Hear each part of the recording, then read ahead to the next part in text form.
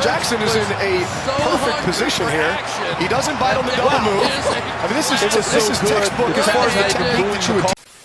NFL Week 13 saw a lot of intriguing and dynamic action. Of course, we started things off on Thanksgiving. Matchups between the Dallas Cowboys and the Kansas City Chiefs, where the Cowboys, they won their third game in a row, having arguably the best trio in the league right now with Dak Prescott, George Pickens, CeeDee Lamb. CeeDee Lamb himself responding in a huge way after those few drops that he had against the Eagles in that Week 12 win. So he had 7 receptions for 112 receiving yards and a receiving touchdown. Their defense continues to play great, as they're the only team in the league right now since the Quentin Williams trade to allow opponents to only 70 rushing yards per game in those 3 games. So Quentin Williams has helped make an impact alongside with players like DeMarvion Overshown returning, Logan Wilson put into the fray, and Brian Schottenheimer is doing a great job as a head coach. Arguably can make the case that the Cowboys continue to trend upwards and really finish off the rest of this stretch of this regular season and potentially make the playoffs in the NFC, that Schottenheimer should be a true Coach of the Year candidate. But you also look at another Coach of the Year candidate in Ben Johnson with the Chicago Bears, as they bludgeoned and gashed the Philadelphia Eagles on Black Friday, winning in Philadelphia, as Kyle Guy and DeAndre Swift, those 2 running backs, combined for 255 rushing yards and 2 rushing touchdowns on the road. And also the Chicago Bears, at the recording of this video heading into NFL Week 14, they have the #1 seed in the NFC. So not a lot of people saw that coming. They have a pivotal matchup in Week 14 against the Green Bay Packers on the road. They play against them 2 times in the next few weeks, and ultimately that'll probably decide who wins that division in the NFC North. Talking about the NFC North real quick, the Lions lost another game in division to the Green Bay Packers, as the Packers went on Thanksgiving 31-24 in Detroit. Jordan Love looked comfortable and was in rhythm. We all know that's Toyota-thon, so that's when Jordan Love continues to play his best right now. And also Micah Parsons had 2.5 sacks in that game too, just continuing to dominate off of the edge, being one of the best pass rushers, if not the best pass rusher in the league. Look at other matchups across the league. I talked about the Chicago Bears gashing the Eagles in the running game. Well, the Buffalo Bills did that as well in their matchup against the Pittsburgh Steelers on the road, as they scored 23 points in the second half, and they nearly combined for 250 total rushing yards. Josh Allen became the NFL's all-time leader in career rushing touchdowns as a quarterback, and the team set a record for the most rushing yards on the road as a Steelers opponent in Pittsburgh. This says a lot about Joe Brady, their offensive coordinator, continuing to hone in on the running game, not abandoning that identity. And they saw a lot of success, and they spammed that inside zone play, and it worked miracles repeatedly over and over again. And like I said, they gashed the Pittsburgh Steelers, but just a lot of great matchups. We saw Joe Burrow return, get a great upset win over the Baltimore Ravens on Thanksgiving, winning 32-14 in that game. CJ Stroud returned for the Houston Texans, and they won a divisional AFC South game against the Indianapolis Colts on the road, and they won their 4th game straight. And they have a great matchup in Week 14 against the Kansas City Chiefs in Arrowhead on the road for Sunday Night Football. So that's also going to be a game that has huge importance in the AFC for their playoff pictures. But with that being said though, guys, before I get further into this NFL Week 13 recap, make sure that you hit the like button and subscribe and turn on post notifications. Follow me on Instagram /Twitter and X at SwaggyRuss, and TikTok at SwaggyRuss2 for shorts, reels, content, all things to that nature. A lot more videos on the way, guys. Stay tuned for my NFL Power Rankings video heading into NFL Week 14. Also, more videos I'll have coming soon highlighting different players and teams as we continue to get closer and closer to the 2025-26 NFL playoffs, and more NBA videos and content are coming soon as well too, so stay tuned for all that, guys. But with that being said, let's talk about what we learned from NFL Week 13. Bitch,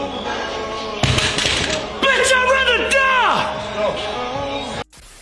So first, getting into the games that took place on Thanksgiving, and the first one was a classic NFC North matchup on Thanksgiving between the Detroit Lions and the Green Bay Packers, and the Packers won this, and they swept the Lions this season as they won 31-24, moving to an 8-3-1 record, and the Lions fall to 7-5. And it's been very tumultuous for the Detroit Lions, not only with this loss, losing to Amon-Ra St. Brown early in the game, and center Frank Ragnow was trying to return from retirement, but he ended up failing his physical due to a grade 3 hamstring strain. So it's just been a tough couple of years really for the Lions, even though they had this successful 15-2 year last season, winning the NFC North but losing in the divisional round after being the #1 seed in the NFC. They dealt with a lot of injuries defensively then, and then this year you see a lot of injuries that they've had on the defensive side and offensively as well too, as Sam Laporta is on IR, Amon-Ra St. Brown with that injury, their secondary being in and out of games this year due to injuries as well too. And as a result, you've seen not only the erratic play calling with the offense not being as explosive as it has been when Ben Johnson was in Detroit, but just them being right now a 7-5 football team. And really the Packers, they dominated this on all 3 phases of the game. From an offensive perspective, Jordan Love really had a great performance. He completed 18 out of his 30 passing attempts for 234 passing yards and 4 passing touchdowns. He connected to receivers like Christian Watson, who had a huge bomb of a touchdown for a 51-yard reception, and he had 4 receptions for 80 receiving yards and a receiving touchdown in this game, alongside with Dontavian Wicks, who had 6 receptions for 94 receiving yards and 2 receiving touchdowns, and Romeo Doubs added in a receiving touchdown as well too. So just a lot of balance throughout this game as well. And Josh Jacobs had 17 carries for 83 rushing yards. So, I mean, the offense just really pushed around the Detroit Lions, quite frankly, and defensively, they were able to do that as well, too, as Micah Parsons in the game. He had 8 tackles and 2.5 sacks, alongside of him having 2.5 sacks. Kingsley Ingambare had a half sack. They just really made things difficult for the Lions. And the Lions, they struggled to convert on 4th down in this matchup. We know that Dan Campbell, we know that he's the ultra aggressive head coach, but sometimes it comes to bite him, and it has the past few weeks. And the Packers were able to contain Jahmyr Gibbs, contain David Montgomery, as Jahmyr Gibbs had 20 carries but for only 68 rushing yards, and David Montgomery had 8 carries for 32 rushing yards and a rushing touchdown. But I mean, besides that though, obviously when you don't have your number 1 wide receiver and it looks like Amon-Ra St. Brown could be out the next week or two, that's going to put a damper in terms of the overall explosivity of the offense. But Jameson Williams, he did have a good game. J-Mo had 7 receptions for 144 receiving yards and a receiving touchdown, and the rookie wide receiver Isaac Tesla had 2 receptions for 35 receiving yards and a receiving touchdown too. So I would say just a really good classic NFC North game. But for the Green Bay Packers, they have great bragging rights over the Detroit Lions this season, sweeping them 2 times, especially in a dominant fashion. They won in week 1, but even in this game too, I mean, even though the game was a touchdown difference, it didn't necessarily feel that close, because whenever the Packers would have a 10-point lead, then the Lions would score, then the Packers would score again, and just they controlled this game on both sides, and they're really shaping up to play well. They have a really intriguing week 14 matchup against the Chicago Bears, who we'll talk about in a few, beat the Philadelphia Eagles. So that's essentially going to be a race potentially for the NFC North divisional title, because they play against each other, I believe, 2 times in the next 3 or 4 weeks. So those are going to be huge pivotal games between the Packers and the Bears. But for the Packers right now, they're continuing the trend. They're playing really good football right now on both sides of the football, and they were able to get a great NFC North win over the Detroit Lions.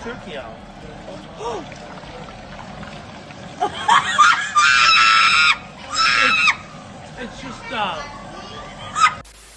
This second game on Thanksgiving was a matchup between 2 teams playing with a lot of urgency, between the Dallas Cowboys and the Kansas City Chiefs, but the Dallas Cowboys ended up winning 31-28, moving to a 6-5-1 record, and the Chiefs fall to 500 at 6-6. And this is a really great back and forth game. The Dallas Cowboys offense, you saw that on full display. The offense accumulated 457 total yards of offense, being one of the most dangerous and lethal in the league. Even despite Dak Prescott throwing that first interception on the Cowboys' first drive, he basically played flawless the rest of the game, as Dak completed 27 out of his 39 passing attempts for 320 passing yards, 2 passing touchdowns, like I said, that interception. But CeeDee Lamb and George Pickens continue to be the story of the season. They continue to be the best wide receiver duo in this league, and we know CeeDee Lamb had those few drops against the Philadelphia Eagles in week 12, and he really bounced back in this game, as he had 7 receptions for 112 receiving yards and a receiving touchdown, and George Pickens added on 6 receptions for 88 receiving yards too. So they looked nice. Javonte Williams also had a receiving touchdown alongside with his 17 carries for 59 rushing yards in a running game. Malik Davis broke out for a 43-yard rushing touchdown as well. I mean, like I said, CeeDee Lamb, George Pickens, they are the best wide receiver duo in the league. We know T. Higgins, we know Jamar Chase, we know all of those other duos in the league with Philadelphia, Minnesota, teams to that nature as well too. But I think it goes without saying. And CeeDee Lamb, he's had his struggles. Obviously, he was injured a few games this year as well too. But look no further than even last year when he dominated with Cooper Rush starting at quarterback when Dak was out. And you look at 2023, which was his best season of his career, as he had 16 touchdowns in that season, and he broke Michael Irvin's record that season. I mean, CeeDee Lamb, he wears 88 for a reason, and George Pickens, he's going to get a huge contract from the Cowboys after this year for a reason. I mean, they're just 2-1s on the same team, and they've continued to stress defensive coordinators out in terms of from a game plan perspective, and they still haven't had any answers for it. Trent McDuffie absolutely got baked by CeeDee Lamb in this matchup, and it was on full display from the first touchdown that the Dallas Cowboys had when CeeDee cooked him on that route. I mean, it was crazy. So this Cowboys offense continues to play great, but also their defenses continue to be improved. There's a couple of things to be desired, of course, but it's not even close to what it was before the bye week, before they acquired Quentin Williams, before they acquired Logan Wilson, Marvin Overshown, returning players to that nature. They just really look revitalized, and we know, everyone knows this about the Dallas Cowboys, especially this season. As long as they have a respectable defense, they can give you a few stops. This offense is going to be great enough to really put teams away. And saw that in his Chiefs matchup, but I will say for Patrick Mahomes, he had a really good performance in this matchup. He completed 23 out of his 34 passing attempts for 261 passing yards and 4 touchdowns. Rashee Rice had 8 receptions for 92 receiving yards and 2 receiving touchdowns. Xavier Worthy had 4 receptions for 61 receiving yards, and Travis Kelce had 5 receptions for 45 receiving yards and a receiving touchdown. And Hollywood Brown had his first receiving touchdown on the road since 2022. That's a crazy stat. That's when he was with the Cardinals. But with that being said, though, I mean, it was just a really great performance by 2 of the best quarterbacks in the league, 2 top 10 quarterbacks, really, with Dak Prescott. I believe Dak has been playing at an MVP caliber level, and besides Matthew Stafford, I think it's safe to say that Dak Prescott will be the other leading candidate in the MVP race. So just a really great matchup between both of these teams on Thanksgiving. Probably one of the most highest regular season games from a viewership perspective that we've seen in a while. But I mean, it was just a great game, and like I said, for the Cowboys, they continue to play really great football. They've won 3 straight. They play against the Detroit Detroit Lions, who I just talked about a second ago, who are dealing with some injuries, stuff like that too as well. And the Cowboys, honestly, they have an opportunity to overtake their spot in terms of the Lions in the NFC playoff picture to continue to try to ascend. And I believe that the Dallas Cowboys, if they win out, or even depending on the games that they win, if they win 10 games,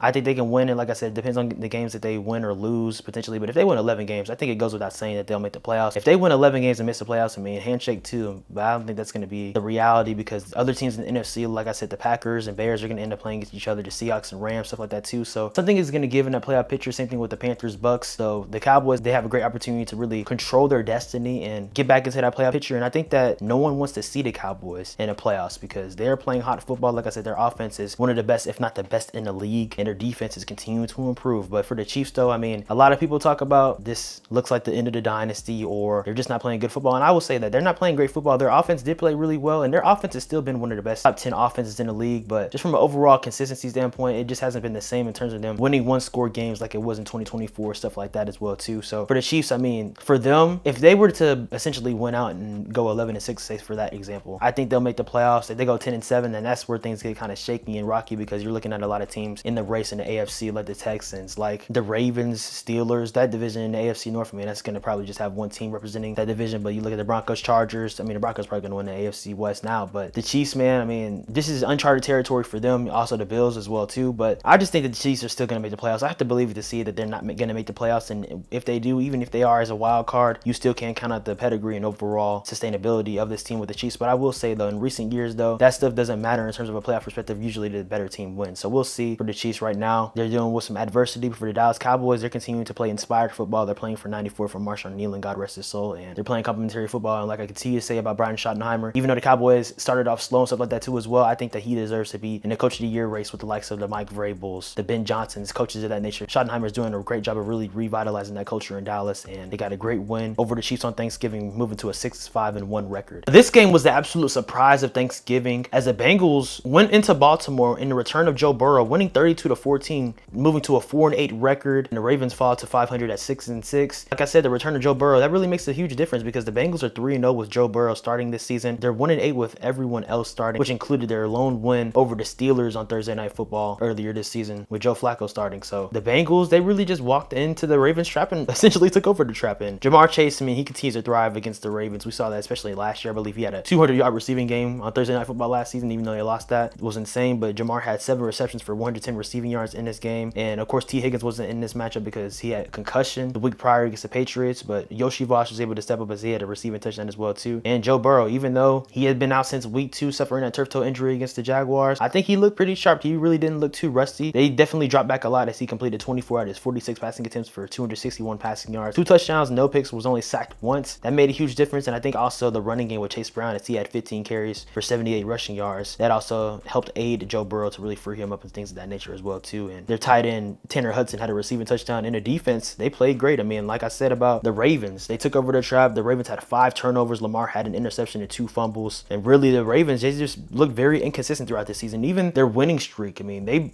beat the Jets by 13 points the week prior, and the Jets, they took the lead first in that game. And honestly, the Jets could have won that game against the Ravens. So even though the Ravens, I mean, they still can end up winning the AFC North. It's going to be a battle between them and the Steelers to see who ends up winning that division ultimately. I think regardless, I mean, this season, unlike other years, that hasn't been a strong division, whether it's due to injuries like a Lamar Jackson had, or like even Joe Burrow, for example, him returning this matchup, or even look at Aaron Rodgers with the Steelers. He's going to be playing with a slightly fractured left hand. So we'll see how things shape up amongst this division. But for the Bengals, I mean, it's a beautiful thing, because last year at this point, they were 4-8, and we saw them rip off and go on a winning streak, going 9-8. Ultimately, they ended up missing the playoffs because, you know, they dug themselves in that hole, and they had to depend on, for example, the Chiefs beating the Broncos, and the Chiefs ended up sitting their starters, so they had no shot to control their destiny. But I mean, if the Bengals are able to potentially go on a 9-8 run, I'm not necessarily gonna count them out from the divisional race, because like I said, the Ravens don't look great. Same thing with the Steelers. But at the same time though, that's very unlikely, and that's going to be asking a lot, I think, of the Bengals. Ravens perspective, Lamar Jackson hasn't necessarily looked the greatest. He completed 17 out of his 32 passing attempts for 246 passing yards, had that interception, was sacked 3 times. Like I said, turnovers, they've been a huge issue for this team. Isaiah likely had a walk-in touchdown that ended up being a touchback. That was costly. And Derrick Henry, he had a rushing touchdown, so did Keaton Mitchell. But I mean, we're getting into numbers too much when we talk about that. Like, ultimately, the Ravens have to be better. And this is a season where a lot of people going into it thought that this was going to be a potential Super Bowl team, one of the best rosters in football. And their defense has continued to play better at times. times throughout the year, but obviously this wasn't an example of that. But they just have to be more consistent, and they just haven't been that this season. Lamar Jackson hasn't looked great either. Before this game, he had won 3 games with throwing under 200 passing yards. They have to be better, and we know the overall potential of this team. Obviously, Derrick Henry hasn't necessarily had the season that he had like last year, kind of similarly to what Saquon Barkley is going through with the Eagles, at least from a production standpoint, but they have to be better. But overall from this game, it was a really great win for the Cincinnati Bengals. Delicioso.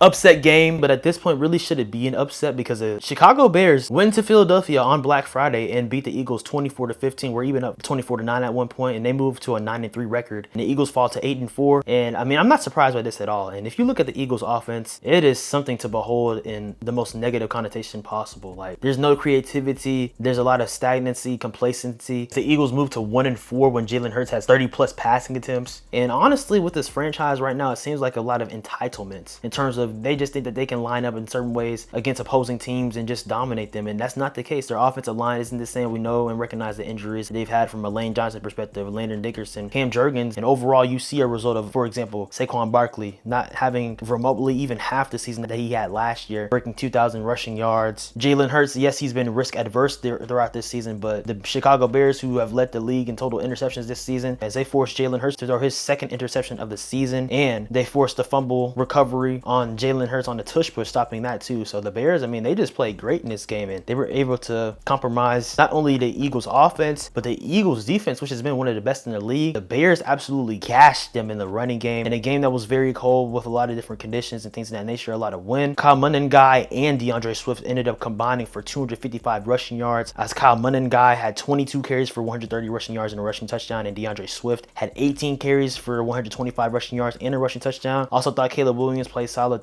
despite his interception, and a couple of times he was sacked. And like I said, the conditions played a factor, so he didn't necessarily have the best completion percentage in this matchup. Maybe that was him missing some reads, but he ended up throwing for 154 passing yards and a passing touchdown. That he had the Cole Kmet on the game, who led the Bears in receiving with 3 receptions for 36 receiving yards and a touchdown. Like I said, from a receiving perspective, there wasn't a lot there, but running backs, Monangai and DeAndre Swift, they really owned this game, and credit to the Bears offensive line. They've really just locked in. They really revitalized and gave that offensive line a facelift going into this Ben Johnson first season, and you just continue to see shades of what the Lions offense was able to do the past couple of years right here reinvigorated with the Chicago Bears, and they're playing at a high level, so really props to them. This is a team, like I talked about with the Packers earlier, the Bears are going to play against the Packers in week 14 in Lambeau Field, and soon a couple weeks after that in Chicago. Those are going to be basically for the division at this point. I think the Lions, even though they could potentially make the wild card in the playoffs, they're continuing to sink kind of. So really, I think out of the NFC North, it's going to come down to, from a division perspective, out of the Bears and the Packers, and I think regardless, I think both of those teams are going to end up making the playoffs. And Ben Johnson, like I said, he's really a coach of the year candidate. Him, Mike Vrabel, Brian Schottenheimer, coaches to that nature. Just seeing this team really just play inspired football and really be a Bears team that we haven't saw in a long time, have a lot of respect, have a lot of physicality, and really just impose their will on opposing defenses, but also their defense being very opportunistic. So just a great thing for them. For the Eagles, like I said, they have to be better, and I don't know if it can be fixed at this point. And also, I hate how people are just straight up blaming Kevin Patullo from an offensive coordinator standpoint when your quarterback and Jalen Hurts. No disrespect, because he's a Super Bowl MVP, stuff like that as well too. We've seen him have great moments in both of his Super Bowl appearances. He's not the greatest passer. He's not gonna beat you with his arm. He throws behind receivers at times. We saw that one route that he missed Devontae Smith on the 3rd down, stuff like that as well too. It really comes down to an execution thing with the Philadelphia Eagles right now. So that's why, from an offensive perspective and overall, when you constantly throw your defense back on the field, they're gonna get bludgeoned like that against physical football teams like the Bears. So from this game, we really just learned that the Bears, they for sure should be a respected football team right now, and they're playing really good football. And for the Eagles, they better be careful, because we could be seeing a 2023 collapse part 2. But like I said, it was a great win for the Chicago Bears. And with the Rams losing to the Carolina Panthers, the Chicago Bears currently have the #1 seed in the NFC heading into NFL Week 14. The Miami Dolphins have now won 3 games in a row, as they won 21-17 over the New Orleans Saints at home, moving to a 5-7 record, only 2 games under 500, and the Saints fall to 2-10. Really, for the Miami Dolphins, after all the chatter about, oh, Mike McDaniel, this will be his last year, he's going to be fired after a season or even mid-season, something like that too, they've quietly been able to play some really complimentary and solid football over the past recent weeks, and it's really been honing into the identity of the running game. Devon Achane continues to play really good football, being one of the best young backs in the league and just one of the best running backs in general in the NFL. As in this game, he had a physical one, and the Dolphins offensive line really dominated the trenches, as Devon Achane had 22 carries for 134 rushing yards and a rushing touchdown. Defensively, also, like I said, a part of that complementary football aspect, they were able to really speed up and make things more difficult for Tyler Shuck, as Rasul Douglas had an interception, Minkah Fitzpatrick Baxter had a forced fumble. Zach Seiler had the fumble recovery. Bradley Chubb had a sack. Chop Robinson had 1.5 sacks alongside with Mika Fitzpatrick having a sack and Zeke Biggers having a half sack. They just played really great football in this game. And, you know, from an offensive perspective, at least from throwing the football in the passing game, there was really nothing there. As Tua Tagovailoa only completed 12 out of his 23 passing attempts for 157 passing yards, 0 touchdowns, 1 interception. He was actually sacked 4 times. So credit to the New Orleans Saints defense for getting to the quarterback at a solid rate. But it didn't end up being enough. And for this Dolphins team, like I said, their defense has really been able to improve after having one of the most moribund secondaries for the first half of the season. They've been able to play better as a unit, and that's just all credit to the defensive coordinator, Anthony Weaver, who was solid, but also Mike McDaniel still coaching. Still, a lot of his players are bought in. And like I said, they're only 2 games under 500. It's a loaded playoff picture in the AFC right now, so I wouldn't really dare too much to talk about the Dolphins potentially trying to get back in that mix. They would essentially have to win out and go 10-7 to even give them a fighting chance to make the playoffs, and even that probably wouldn't be enough. But they're playing really good football right now, and I think I wouldn't be surprised at all if Mike McDaniel ended up still being the head coach of the Miami Dolphins in 2026. For the Saints, though, I mean, this has just continued to be a wash of a season. Not only that, but just them being one of the teams that, I don't want to say it like this because it's very harsh, but it really is just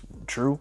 Just a team that really doesn't matter right now. Tyler Shuck, he's had some solid performances. He had a good performance against the Panthers a couple weeks ago, but in this matchup, like I said, the Dolphins were able to get to him. He did make some nice plays, though, as he completed 26 out of his 38 passing attempts, 239 passing yards, 2 touchdowns, 1 interception. He was sacked 4 times, like I mentioned. The Dolphins defense was able to create havoc at times. Running game wasn't really too existent, as the Saints only had a total of 82 rushing yards on the game. Devon Vale had 8 receptions for 93 receiving yards and a receiving touchdown, and Chris Olave had the other receiving touchdown, as he had 4 receptions for 47 receiving yards and a receiving touchdown. So just in this matchup, I think the biggest takeaway and thing that we learned is that the Miami Dolphins, they've been quietly playing really good football for the past 3 weeks to a month, and they're playing inspired. And like I said, this is a team that maybe they can't make the playoffs, but I wouldn't be surprised if this is one that through the next few games for the rest of the season, they'll try to ruin some playoff chances for some other opposing AFC teams or just teams in general that they face. But it was a really good win for the Miami Dolphins. The return of CJ Stroud after the Texans won 3 games in a row with Davis Mills starting. The Texans were able to make a winning streak 4 games in a row as the Texans defeated the Indianapolis Colts in Indianapolis, winning 20-16, moving to a 7-5 record. In the Colts dropped their 2nd game in a row, moving to 8-4. This Texans defense just continues to be something to really behold. They've held opponents under 20 points now 9 times this year with this matchup against the Colts. And CJ Stroud, you saw at times he had a little bit of rust in the matchup, but he was able to get it to his playmakers in different spots and ultimately command and manage the offense to where the Texans were able to move the ball downfield at a solid rate. Their offensive line has continued to improve and have more continuity, so that definitely helps them not only right now, but in terms of the stretch run going into more crucial games, for example, like in week 14 when they'll be headed to Arrowhead to face the Chiefs on the road. Really a high stakes game for both teams in that, but in this one, like I said, CJ Stroud was able to play solid. Besides the interception that he threw and taking a couple of sacks, I think that he played solid for a quarterback who had been in concussion protocol and missed 3 games. He completed 22 out of his 35 passing attempts for 276 passing yards. At times they were able to run the football in creative and unique ways, and Nick Chubb, he had a rushing touchdown, and Nico Collins had a nice little rushing touchdown as well too. And in the receiving game, Nico Collins had 5 receptions for 98 receiving yards. Jaden Higgins, the rookie, had 5 receptions for 65 receiving yards, and Dalton Schultz had 7 receptions for 55 receiving yards too. So just overall, I mean, their offense was able to aid their defense, which we all know their defense is pretty much, I would say, the best in the league. They're first in points allowed, with only allowing 16.5 points per game, and same with yards allowed,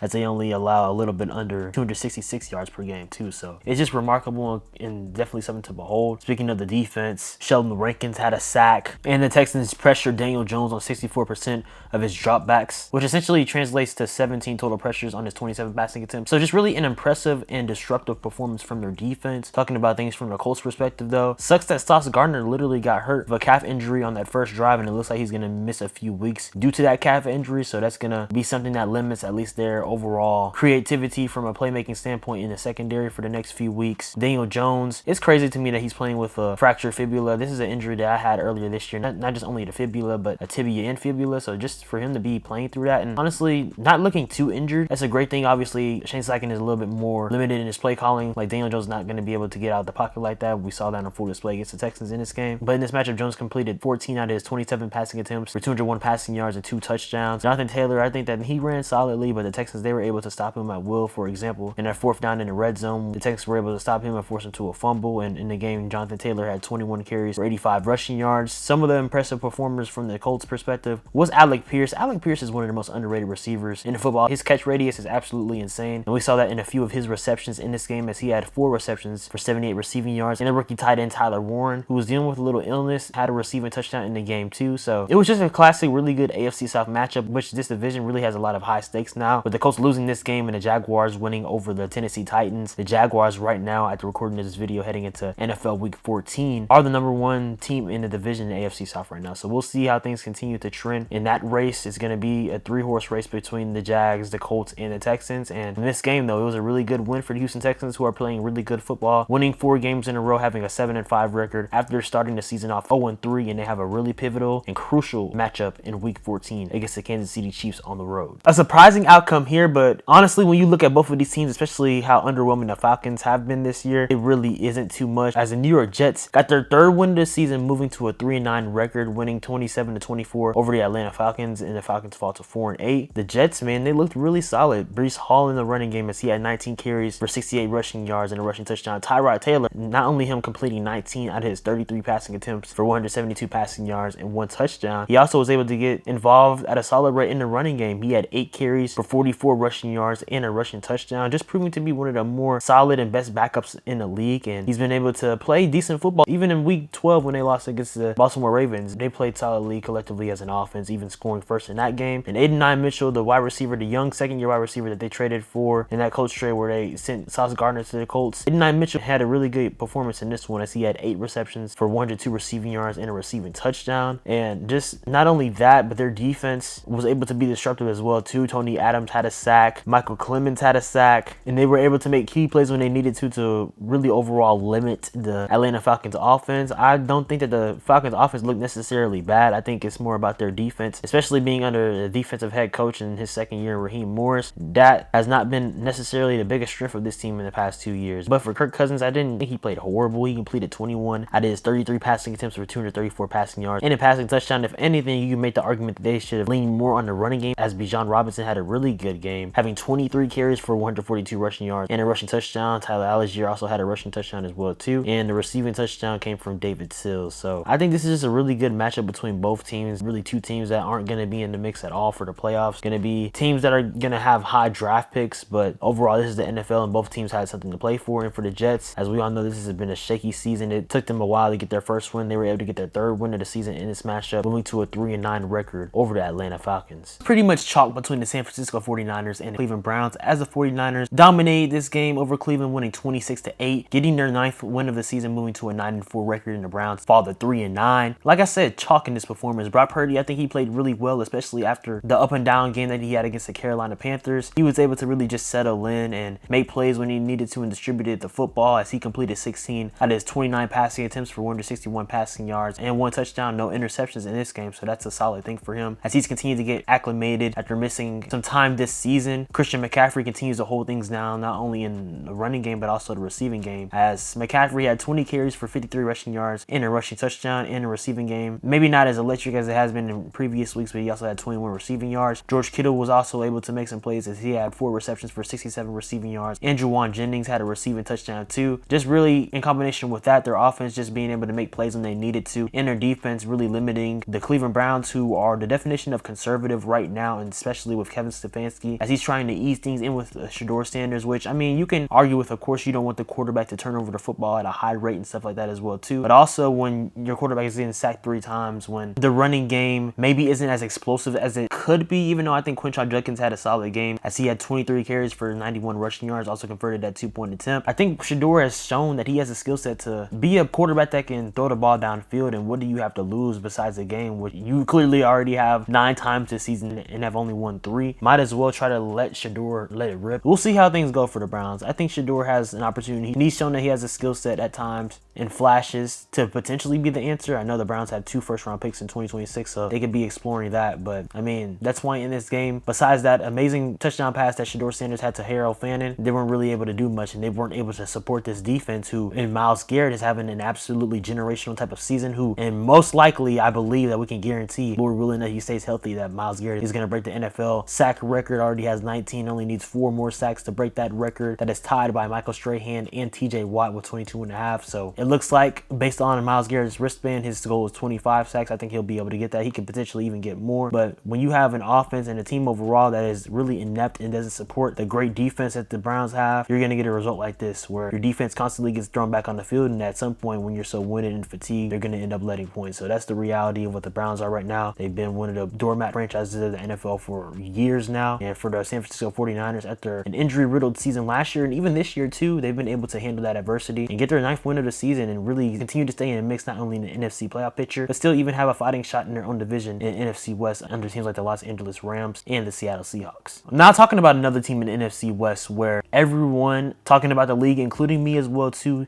after last week talked about the Rams being the best team in the NFL, and they ended up losing this game on the road to the Carolina Panthers as the Panthers won 31-28, getting their 7th win of the season, moving to 7-6, and the Rams fall to 9-3. And not only now are they not the #1 seed in the NFC, like I mentioned earlier, the Bears are that now. I believe it just continues to leave the door open in terms of the NFC West division, even though I would still favor the Rams to do so. But like I said, the 49ers, they're only a game behind, and the Seahawks are tied with the Rams right now in terms of a record standpoint. So it's going to come down to when they play again in a couple of weeks. But the Panthers, man, a lot of people have been surprised by this team. They continue to look at them as pushovers like they were in the past couple of years, but this year they have not been that at all. And they have one of the more underrated defenses in the league. We saw that. I mean, you can make the argument, of course, with the first interception that Matthew Stafford had going off a defender's helmet. Okay, that happens. That's just bad luck or whatever. Prior to that, Matthew Stafford had thrown 28 touchdowns since his last pick, but he had 2 in the first quarter, including not only that interception that I just mentioned that happened in the red zone, but also a pick 6 that the Panthers had too. So really, the Panthers, like I said, their defense has been very underrated this year. They forced Matthew Stafford to not only 2 picks, but also 2 sacks that came from Derrick Brown and Lathan Ransom, and it was a really good matchup, I would say. I mean, besides those couple of miscues from an interception perspective, losing a fumble and getting sacked, I still thought Matthew Stafford played solid. He completed 18 out of his 28 passing attempts for 243 passing yards and 2 touchdowns. In a running game, Blake Corum had a rushing touchdown as he had 7 carries for 81 rushing yards, and Kyron Williams had 13 carries for 72 rushing yards and a rushing touchdown. And Devontae Adams had both of the receiving touchdowns in this game as well too, alongside with Puka Nacua having 6 receptions for 72 receiving yards and an impressive one-handed catch, and Xavier Smith having 3 receptions for 82 receiving yards. So just really a high-level competitive matchup between both of these teams. Bryce Young, he continues to have great games in unexpected moments when, for example, against the 49ers, their offense struggled severely even after their defense forced 3 interceptions out of Brock Purdy. In this game, Bryce Young was able to play well within himself in the offense. He completed 15 out of his 20 passing attempts for 206 passing yards, 3 touchdowns, all 3 going to different receivers, and a Jalen Coker who had 4 receptions for 74 receiving yards and a receiving touchdown. Tedero McMillan who had a 43-yard touchdown reception, and Chuba Hubbard who had 2 receptions for 41 receiving yards and a receiving touchdown, alongside with his 17 carries for 83 rushing yards too. So just a great performance on both sides of the football in all 3 phases really for the Carolina Panthers, as they were able to get a good win and also keep their potential NFC South hopes in terms of winning the division alive, being 1 loss behind the Tampa Bay Buccaneers. Their matchups against one another are going to be very intriguing in the stretch run to determine that division in the NFC South. And for the Rams side, I still believe that Matthew Stafford is having a sensational season, arguably him being the MVP favorite alongside with Dak Prescott, who I believe is continuing to creep into that race, especially if the Cowboys can continue to win and make the playoffs. But just for this matchup, I think a lot of people have to recognize and say that people have to put respect on the Carolina Panthers name, as they are a real team that is not only very competitive, but they can also out-physical you. And this is a really good win for the Carolina Panthers. Talked earlier about a matchup in the NFC South, in the matchup that took place between the Texans and the Colts. And then also the Jacksonville Jaguars won in dominant fashion, moving to the #1 spot in the AFC South, winning 25-3 over the Tennessee Titans, as the Jaguars now have an 8-4 record and the Titans fall to a gross 1-11. Trevor Lawrence, who has been very up and down throughout this year, just in general in its totality, even had 3 interceptions in his last matchup. In a win over the Arizona Cardinals, he played way better and more clean in this game against the Titans, as he completed 16 out of his 27 passing attempts for 229 passing yards and 2 touchdowns. Running game was really non-existent besides a Bashul Tootin rushing touchdown, but in the receiving game, that's where things were really able to get energized, as Jacoby Myers had 6 receptions for 90 receiving yards and a receiving touchdown. Britton Strange had 3 receptions for 45 receiving yards and a receiving touchdown. And defensively, the Jaguars, they only allowed 3 points on the game and they wreaked havoc in this one. Josh Hines-Allen had 2 sacks in this game. Ventrell Miller forced a fumble. Same thing with Austin Johnson. He also forced a fumble. and Royan Lane III had a fumble recovery. They've just been playing really well. Earlier in the year, it was more apparent and more obvious how great the Jaguars defense had played, but even within that, maybe some slippage into certain games. We've seen them put on great performances, like for example, a couple weeks ago against the Chargers, only allowing the Chargers to score 6 points as they won that game 35-6. They've shown a lot of flashes, and I believe if Trevor Lawrence can play more consistent throughout this year, this Jaguars team could really be a team in the AFC that could do some solid things. I mean, this conference is wide open in the AFC. I mean, the league really is in general alongside with the NFC, but in the AFC, definitely for sure, as right now teams like the Bills are in a wild card, and you have the Patriots, the Broncos, teams to that nature as well. And right now, as I'm recording this video, the Jaguars in position to be one of the division leaders. So it's really wide open. We'll see what the Jaguars can potentially do. I think Liam Cohen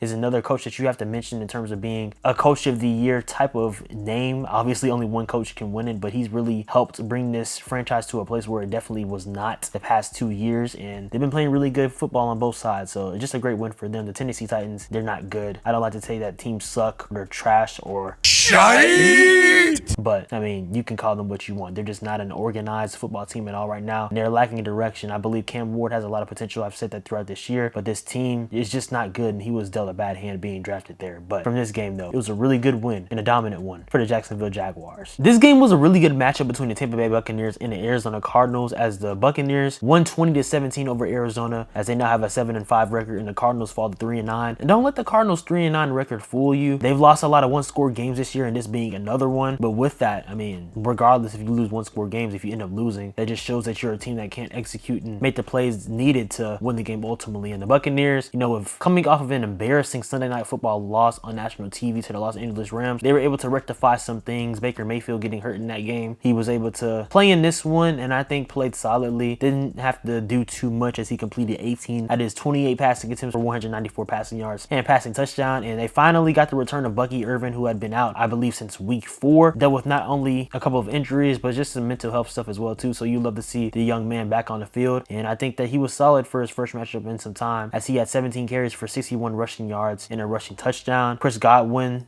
also returned in this game, as he had 3 receptions for 78 receiving yards, and Tristan Wirfs had a trick play receiving touchdown in this game as well too. And their defense played well, as Antoine Winfield Jr. had an interception, Yaya Diaby had a sack, Vita Vea had a sack, and Tyke Smith had a fumble recovery from Logan Hall's forced fumble. They were just able to make plays when they needed to. And like I said, they needed to respond after that Rams loss, because if they continued to look the way that they had in the previous couple of weeks after losing to the Bills, then losing to the Rams, it would just be another potential view, in my opinion, for a lot of people to look at the Buccaneers as being a team that can win the NFC South, but maybe lose in the first round or something like that. But I think and believe that as they get more healthier from the offensive side, Bucky Irvin gets his stride back as he continues to play more games after missing so much time, that'll be able to benefit this team overall, being a team in the mix in the NFC, because like I said, both conferences right now are very wide open. And for the Cardinals, Jacoby Brissett, I mean, he's played solid since he's been in the lineup, but like I said, they've been able to execute as a team overall, and that's why they have a 3-9 record. Brissett, he completed 29 out of his 40 passing attempts for 301 passing yards, 2 touchdowns and 1 pick. Donovan Knight had 11 carries for 62 rushing yards. Trey McBride, 8 receptions for 82 receiving yards and a receiving touchdown. He's definitely not the problem there, as McBride is one of the best tight ends in the league. Donovan Knight also had a receiving touchdown as well too, alongside with his 62 rushing yards. And Marvin Harrison Jr. returned in this game, as he had 6 receptions for 69 receiving yards too. But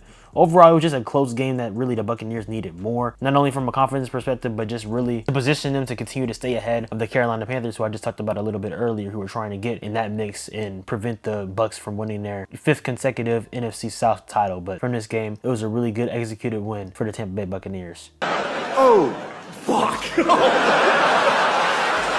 Oh, that's way worse. This game was a disaster.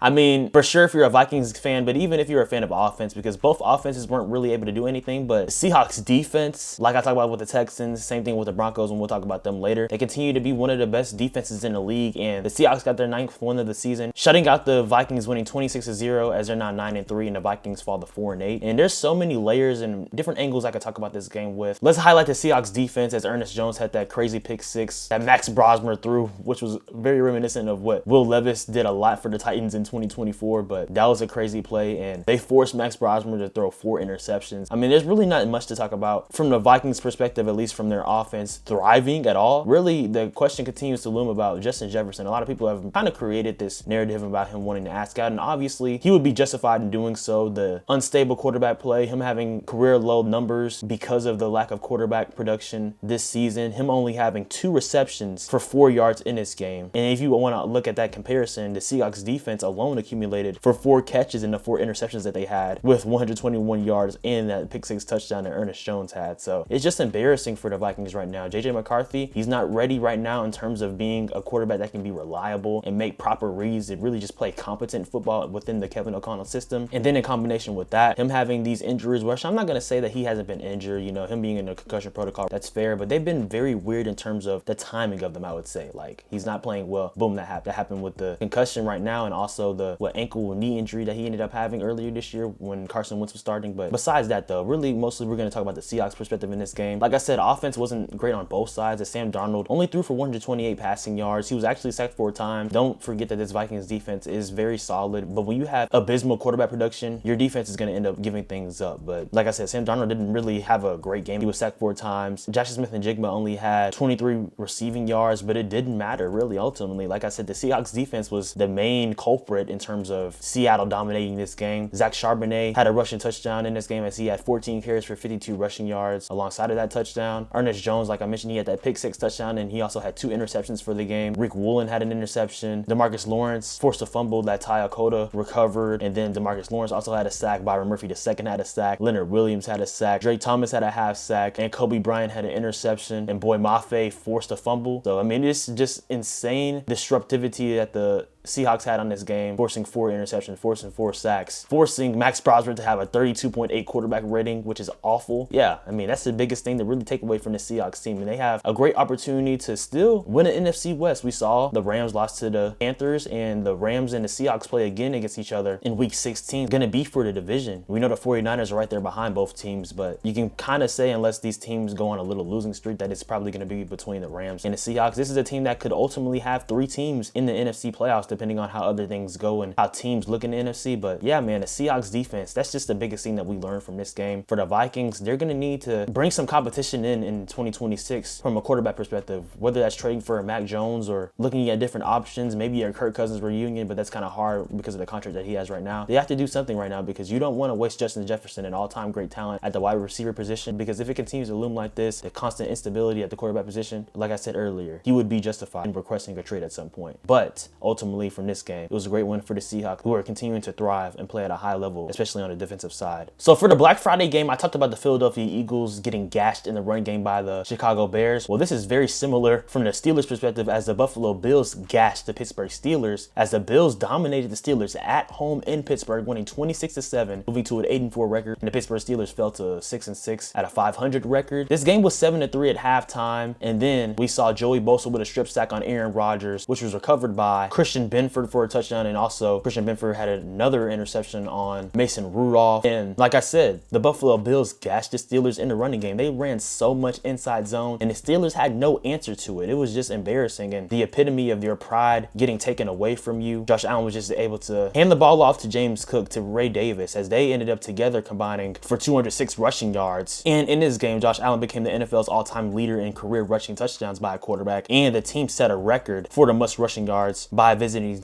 team in the Pittsburgh Steelers Acrisure Stadium, with a total of 249 rushing yards, so almost 250 rushing yards in the game. And James Cook had 32 carries, yes, 32 carries for 144 rushing yards. Ray Davis had 9 carries for 62 rushing yards, and Josh Allen had 8 carries for 38 rushing yards and a rushing touchdown. So like I said, gashing, bludgeoning, out-physicaling the Pittsburgh Steelers, with 2 of the Bills' offensive tackles out in this game, including Deion Dawkins. The backups were able to really hold things down and make movement in the running game to open up those lanes and gash the Steelers from a run game perspective. I mean, you look at Josh Allen, he didn't even have to drop back a lot, and when he did, I mean, it wasn't necessarily the most efficient. He had a first half interception as well, but like I said, in the second half, they really honed in the running game, and that's a shout out to Joe Brady, the offensive coordinator, as he has continued to change the identity for the Bills in the past couple of years since he became the offensive coordinator. Josh Allen completed 15 on his 23 passing attempts for 123 passing yards, 1 touchdown and 1 pick, like I mentioned, but also a rushing touchdown as well too. Receiving wise, they really didn't do too much. Deion Coleman had a receiving touchdown, and that's huge for him in the return of his 2-game absence due to to some disciplinary things of that nature. So that was a good thing for them. And then, like I said, defensively, they were able to force a strip sack by Joey Bosa, and Christian Benford played well. And overall, they were able to make an already very limited Pittsburgh Steelers offense, but it made it struggle even more. Aaron Rodgers had to come out of the game due to his nose bleeding for a second. And like I said, Mason Rudolph threw that interception. And Aaron Rodgers didn't play great when he was in the game. He only completed 10 out of his 21 passing attempts for 117 passing yards.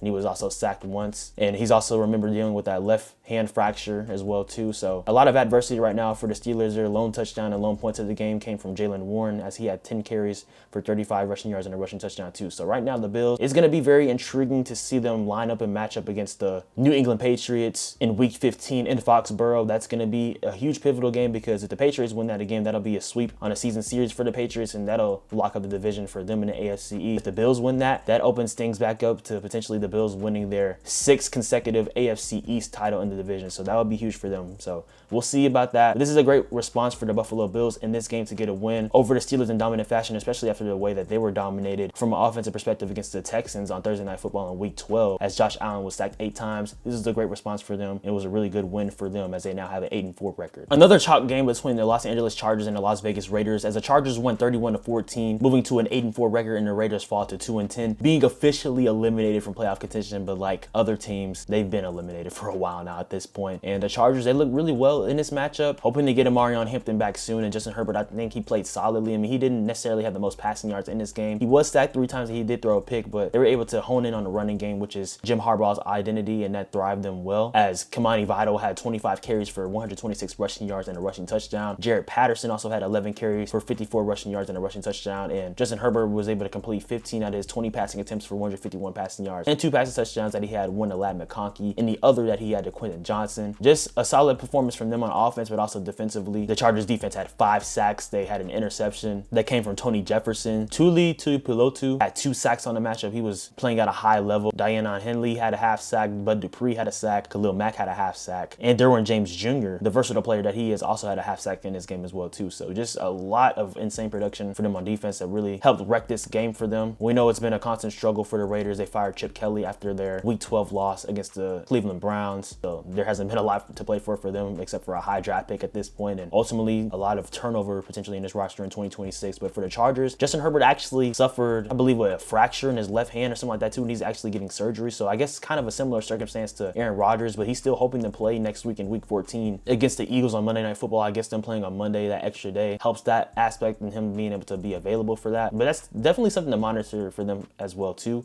The AFC, it's very tight in terms of the playoff race, so they really can't slip up. There's no really margin for error, because if you lose a couple of games, you'll potentially lose and miss out on the playoffs. And they have an important stretch going here forward. Like I said, they play against the Eagles in week 14, but also they play against their in-division rival in week 15 against the Chiefs, who they already beat in week 1 time. So they're trying to sweep them 2 games on the season. And then the final 3 games, they play against the Cowboys on the road, they play against the Texans at home, and then their last game of the regular season, they play against the Broncos. So really, there's no time for them to slip. There's no margin of error for them for real. They have to finish off strong if they want to find themselves in wildcard contention, just to potentially even make the playoffs, because after the Broncos now having a 10-2 record, it's going to be harder for the Chargers to win the division. I'm not saying it's impossible, but you have to surely make sure that Justin Herbert is able to at least hold the ship and play solid football for them to have a chance to make the playoffs. But from this game against the Raiders, it was a really good and decisive win for the Los Angeles Chargers. Now, speaking of the Broncos, this is a very unexpected great game that went into overtime between the Broncos and the Washington Commanders, but the better team ended up winning the game, and the Broncos winning 27-26 in overtime, moving to a 10-2 record as the Commanders fell to 3-9. The Commanders, they put in a great fight for sure. Marcus Mariota, I think that he actually played solid. Obviously, they would love to have converted that 2-point attempt at the end of the game to win it in overtime, but he was facing pressure from Nick Bonito, who blew this game up, and as the Broncos defense always tends to do, and they made plays when they needed to ultimately win the game. Bo Nix, I think that he played really well in this as well too. Besides the interception that he threw, which he did not see Bobby Wagner on that read at all. But besides that though, I think he played well. He completed 29 out of his 45 passing attempts for 321 passing yards, 1 touchdown, 1 pick, was only sacked once as well. He really had to do that a lot because the running game was non-existent. Obviously, J.K. Dobbins is still on injured reserve, and R.J. Harvey, he has had his moments, as he had 2 rushing touchdowns in this game too, but he only had 13 carries for 35 rushing yards, so they had to drop back a little bit more. Bo Nix was able to make plays when he needed to for the Broncos to win this game. Cortland Sutton had a solid game. He had 5 receptions for 62 receiving yards and a receiving touchdown. Evan Ingram also played nicely, as he had 6 receptions for 79 receiving yards too. We also saw defensively the return of players like a Pat Surtain and Alex Singleton, which is huge for this defense continuing to get more healthy as they go into the stretch run to also try to not only build themselves themselves to get the #1 seed in the AFC, but just to play good football going into the playoffs next month, as it is December now. On the other side, though, for the Commanders, even though they don't have a lot to play for and they're not going to make the playoffs this year, like I said, Marcus Mariota, he had a decent game besides the couple of sacks that he took and that terrible interception that he had in the first half. He completed 28 out of his 50 passing attempts for 294 passing yards and 2 touchdowns. Marcus Mariota also had 10 carries for 55 rushing yards in this game too, so accounting for a total of 349 total yards. Not bad at all by him. Chris Rodriguez also had 11 carries for 41 rushing yards and a rushing touchdown. And in this game, the Commanders saw the return of a Terry McLaurin. And the receiving game, like I said, it was pretty nice. Marcus Mariota had a nice game, and he was able to connect with Zach Ertz, who had 10 receptions for 106 receiving yards. Terry McLaurin, in his return, had 7 receptions for 96 receiving yards and a receiving touchdown. And Deebo Samuel had 5 receptions for 64 receiving yards too. And Treylon Burks had an amazing one-handed catch on a day that saw 3 one-handed catches from Burks, Puka Nacua, and Brock Bowers. Treylon Burks added into that as well too. So just overall a classic game, I would say, on Sunday Night Football. I wasn't necessarily looking forward to watching it because of how the season has went for the Commanders so far, but we have to mention though they have been very injury riddled, and having Terry McLaurin back makes a huge difference because he is one of the best receivers in football when healthy. It's crazy that he only missed, I believe, 3 games or something like that from 2019 to 2024, and this season he's missed 7. So having him back is huge for them, even though, like I said, they're not going to make the playoffs. They can at least finish off this season playing strong and hopefully position themselves to improve going into 2026. But for the Broncos though, they're continuing to play really good football. Like I said, from a defensive perspective, they have one of the best top 3 units in the league alongside with the Texans and the Seahawks. And like I said, them getting more healthy is huge for them going into this stretch run. But the Broncos, they have a 10-2 record right now, and they're playing really great complementary football and finding different ways to win. Even them having all the one-score wins, they're still finding ways to win ultimately, and that's the stat that matters the most. So it was a really good win as the Broncos are now 10-2 on the season heading into NFL Week 14. Dominant. First quarter by...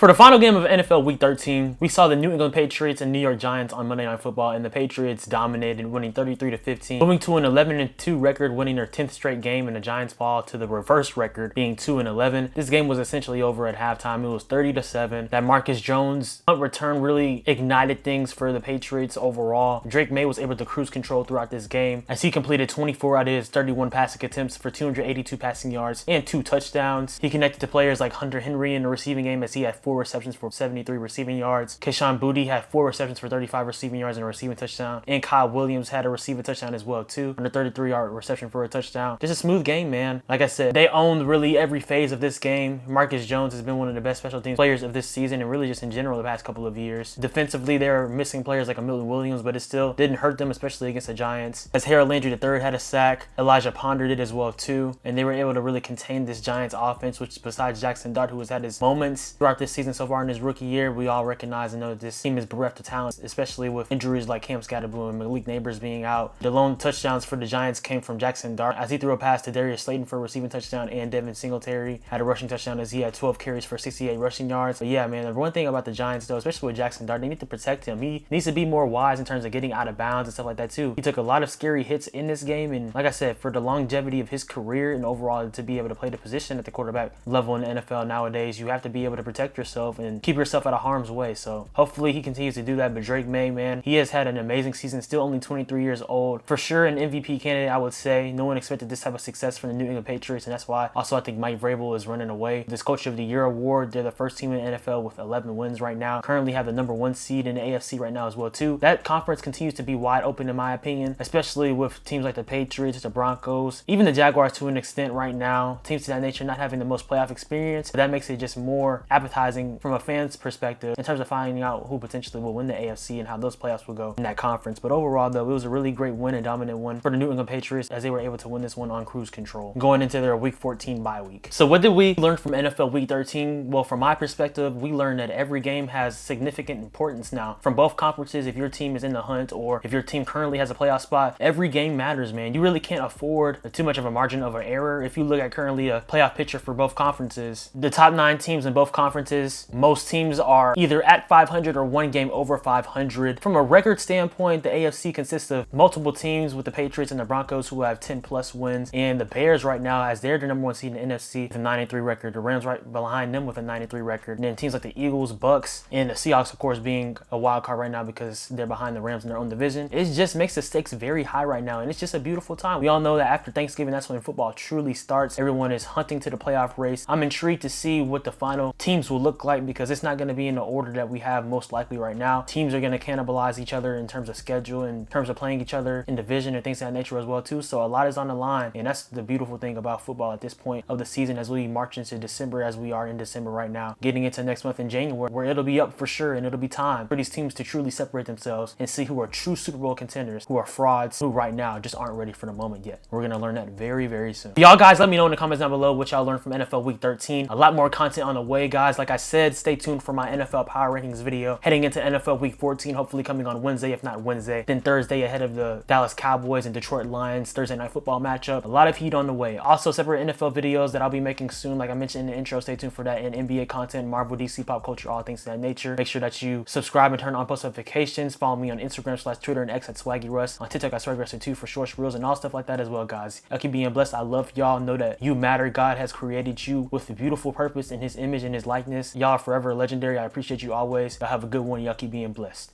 Peace.